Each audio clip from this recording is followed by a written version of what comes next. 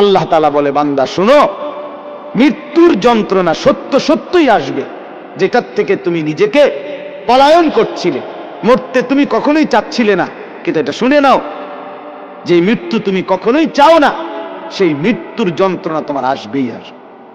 সাকরাতুল মউত, হাত্তাকে এমনকি আল্লাহর নবী সাল্লাল্লাহু আলাইহি সাল্লাম পর্যন্ত ইন্তেকালের পূর্বে নবীজি হাদিসে স্পষ্ট আছে, আম্মা জান আয়েশা বলছেন, নবীজি সাল্লাল্লাহু আলাইহি সাল্লাম একটা বাটির মধ্যে পানি দিছে, আর নিজের পবিত্র ডান হাত মোবারক দিয়ে হাত দিয়া এই বাটির পানির মধ্যে চুবাইতেছিলেন, আর কপালের ঘাম মুছতেছিলেন নবীজি, আর বলতেছিলেন, লা ইলাহা ইল্লাল্লাহ ইন্না লিল মাউতি সাকারাত, আল্লাহ আপনি ছাড়া আর কোনো ইলাহ নাই, আহা মৃত্যুর তো বড়ই যন্ত্রণা। নবীজি বলতেছিলেন, খুদ রাসূল বলতেছে, যার কষ্ট হওয়ার কোনো কারণ নেই, শুধু আল্লাহ তাআলা দেখাচ্ছিলেন, বন্ধু আপনার উম্মতের হালাত কেমন হয়। নবীজি বলতেছিলেন, হায় মৃত্যুর তো বড় যন্ত্রণা। হযরত ফাতেমা রাদিয়াল্লাহু তাআলা আনহা, ওই হাদিসে আছে, ফাতেমা রাদিয়াল্লাহু তাআলা আনহা তখন কাঁদতেছিলেন, নবীজির মেয়ে, আর কাঁদতে কাঁদতে বলতেছিলেন, ওয়া কারাবাহ ইয়া আবাতা, আরবীয় আফসোসের বাক্য, হায় আমার আব্বা, না জানি আপনার কি কষ্ট হচ্ছে। আল্লাহর নবীর সাথে সাথে বলছেন, লা ইয়া ফাতেমা, না না ফাতেমা, কষ্ট হচ্ছে না, লাইসা আলা আবিকাল কারব বাদা হাদাল ইয়াউমি আবাদা। সুবহানাল্লাহ। বললেন নবী, ফাতেমা শোনো, আজকে তোমার বাবার জিন্দেগীর কষ্ট সমাপ্ত হচ্ছে, আজকের পরে আর তোমার বাবার কোনো কষ্ট থাকবে না।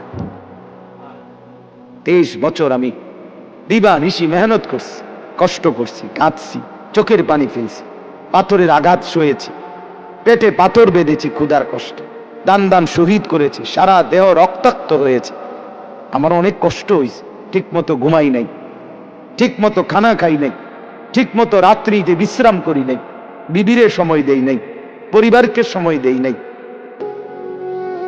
এটা বলতে পারবে না এবারে নবীরে ভালোবাসে, এবারে গাইল্লায় অন্য করে। আমার খুব হাসি আসে, জানে কি জবাব দিত এগুলারে, কি তো জবাব দিব, মেয়ে কি জন্য জবাব দিব?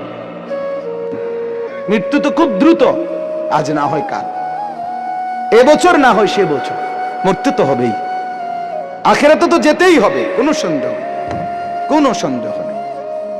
এজন্য বলতেছিলাম, আল্লাহর নবী সাল্লাল্লাহু আলাইহি ওয়াসাল্লাম বললেন যে আজকের পর থেকে তোমার বাবার আর কষ্ট থাকবে না।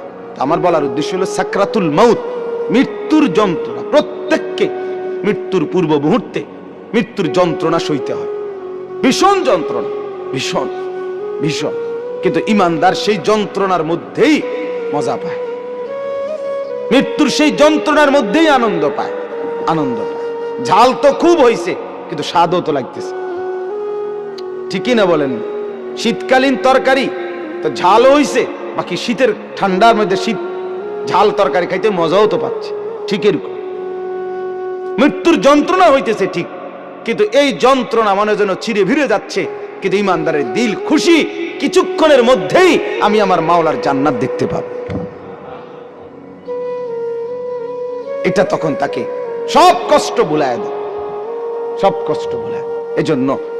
এজন্য হাদিসে আছে, নবীজির মৃত্যুর যন্ত্রণা তো হচ্ছে মৃত্যুর সময়, আল্লাহর নবী জবানে কি বলতেছিলেন, আল্লাহুম্মা রাফিকাল আলা, আল্লাহ আমি পরম বন্ধু, শ্রেষ্ঠ বন্ধু, আপনি মাওলার সান্নিধ্যেই যেতে চাই। তার মানে যেন আল্লাহ তাআলা বুঝাইছেন, বন্ধু মরবেনও না তা আমাকে আর পাবেন কেন, মরতে তো হবেই, আসতে তো হবেই আমার কাছে। একটা মজার উদাহরণ শুনেন, আমরা কিতাবে পড়ছি, ইব্রাহিম আলাইহিস সালাম, ওনাকে মালাকুল মউত আজরাইল ওনার জান কবজ করার জন্য আসছে। তা আসার পরে আজরাইল জি বলছে, হে আল্লাহর নবী ইব্রাহিম, আমি আসছি আপনার জান কবজ করতে, আপনি যাবেন? ইব্রাহিম আলাইহিস সালাম তখন মালাকুল মউত আজরাইলকে বলছে, আজরাইল কি বললা এটা?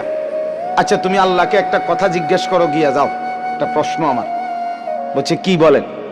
তখন ইব্রাহিম আলাইহিস সালাম বলছে আল্লাহকে তুমি গিয়া বলো আয়াকবিজুল খলিলু রূহা খলিলিহি, কয় বন্ধু আরেক বন্ধুর কি জান কবজ করে? বন্ধু কি বন্ধুরে মাইরা ফেলে? কসাইডে কইতে কও, মানে আমি না আল্লাহর বন্ধু, তো বন্ধু কেমনে বন্ধুর মাইরা লায়? এটা কেমন কথা? আজরাইল গেছেন, আল্লাহ তাআলাকে শুনাইছেন, আল্লাহ তো শুনছেই, তো আল্লাহকে বলছে রব্বুল আলামিন ইব্রাহিম তো এটা বলছে, কি বলতাম? তো আল্লাহ তাআলা ফেরত আরেকটা কথা বলছে যে আজরাইল তুমি গিয়ে এটা বলো ইব্রাহিমকে। এবার দেখো কি কয়। আজরাইল আসছে, আয়েশা বলতেছে আল্লাহ বলছে আপনাকে জবাবে আয়াকরাহুল খলিলু লিকা খলিলিহি, বন্ধু কি বন্ধুর সাক্ষাৎ পেতে চায় না? বন্ধু কি বন্ধুর মোলাকাত পছন্দ করছে না? বন্ধুর সাক্ষাতে যাবেন না? ইব্রাহিম আলাইহিস সালাম সাথে সাথে বুঝে ফেলছে, হায় আচ্ছা, তো আসলে মৃত্যু না, এটা তো আমারে মেরে ফেলা না, এটা তো আমার রূহ কবজ না, বরং আমাকে তো আমার মাওলার সাথে মিলায়া দেওয়া। তখন সাথে সাথে উনি বলছে ইকবিদ রূহি আল আন ইয়া মালাকাল মউত, হে আজরাইল মালাকুল মউত, এখন আমার রূহ কবজ করো, আমি বন্ধুর কাছেই যেতে চাই। তাহলে সাকরাতুল মউত, মৃত্যুর যন্ত্রণা সহজ হয়, লাঘব হয়, আসানি হয় যদি কোনো মৃত্যু পথযাত্রী মুমূর্ষ ব্যক্তির সামনে সূরা ইয়াসিন তেলাওয়াত করে। আমার বাপ সুন্নত, সুন্নত মৃত্যুর আগে, মৃত্যুর পূর্ব মুহূর্তে কোন বান্দার জন্য কোরআন থেকে পড়া, এটাই হলো মূলত সুন্নত, এটাই সুন্নত। মৃত্যুবরণ করবার পরে পড়া এটা সুন্নত না, এটা সুন্নত না। মৃত্যুবরণ করার আগে পড়া সুন্নত। এরপরে বলে তো কখনোই পড়ানো না, সেটা হলো স্বাভাবিকভাবে আমার আব্বার জন্য আমি দোয়া করব, তার জন্য কোরআনুল কারীম পড়ে পড়ে দোয়া করা, সেটা তো হলো সব সময়ের আমল আমার। কিন্তু এটাকে একটা রসম বানায় নেওয়া, নির্দিষ্ট নিয়ম বানায় নেওয়া, মরছেন তো এইবার 10 জন দিয়ে এবার নির্ধারিত পদ্ধতিতে নির্দিষ্ট এই সময়ের ভিতরেই পড়াইতেই হবে, দোয়া পড়াইতেই হবে, খতম পড়াইতেই হবে, এর মাধ্যমে তাকে কবরবাসীর বা মৃত ব্যক্তিটার উপকার পৌঁছাইতেই হবে। এখন এভাবেই, এটাই নিয়ম, এটাই সিস্টেম, এটা সুন্নত না। এটা কি না বলেন না? সুন্নত না, সুন্নত নয়। আপনি বলবেন, আপনারা বলবেন এই জন্য এগরে ওয়াহাবি কয়, শেষ পর্যন্ত কথা শুনবেন, এটা কয় দেখবা যেই কোনো কিছুতে এরা উল্টাটা কয়। আসলে উল্টাটা চলতে চলতে এখন 12টা উল্টা হয়ে গেছে, 12টা হয়ে গেছে উল্টা। সুন্নতটা হয়ে গেছে অপরিচিত, বেদাতটা হয়ে গেছে পরিচিত, পরিচিত।